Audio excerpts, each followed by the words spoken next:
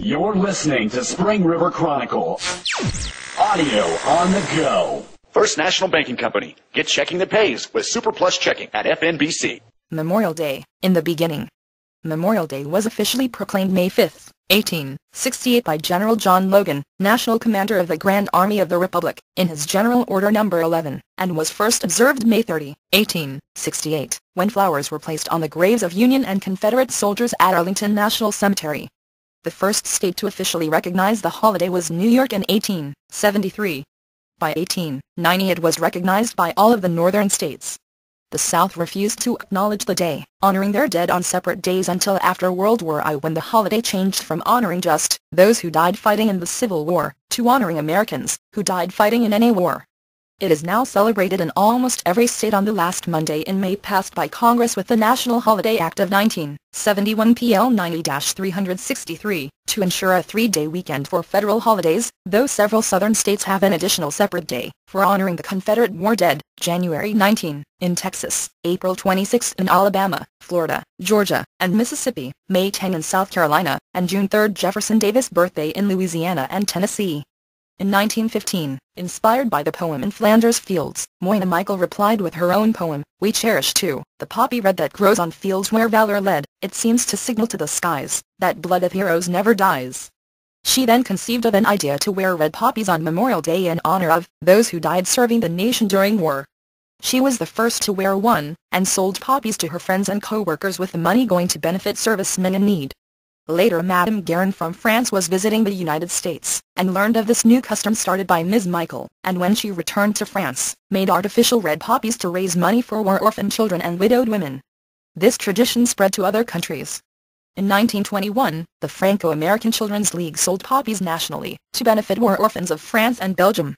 The league disbanded a year later, and Madame Guerin approached the veterans of foreign wars for help.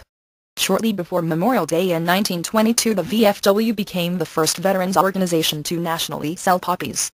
2 years later, their Buddy Poppy program was selling artificial poppies made by disabled veterans.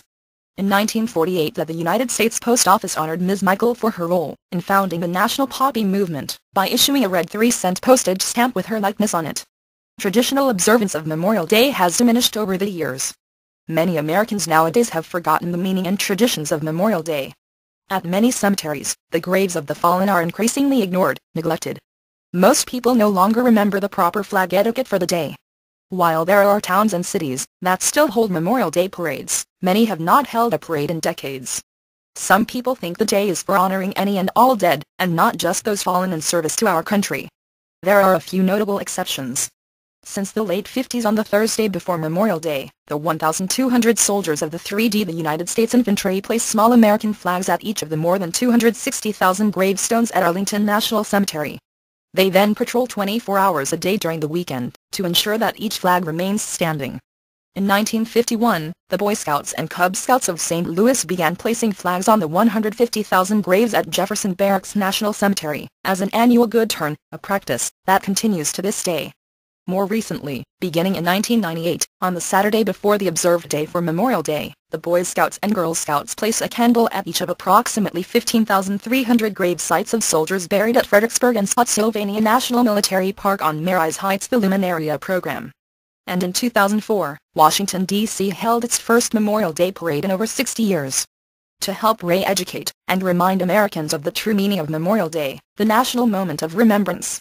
The resolution was passed on December 2000, which asks that at 3 p.m. local time, for all Americans to voluntarily and informally observe in their own way a moment of remembrance and respect, pausing from whatever they are doing for a moment of silence or listening to taps. The moment of remembrance is a step in the right direction, to returning the meaning back to the day. What is needed is a full return to the original day of observance. Set aside one day out of the year for the nation, to get together to remember, reflect and honor those who have given their all in service to their country. Thanks for listening to Spring River Chronicle Audio on the Go. Be sure to subscribe to the paper and check us out online at myspringriver.com.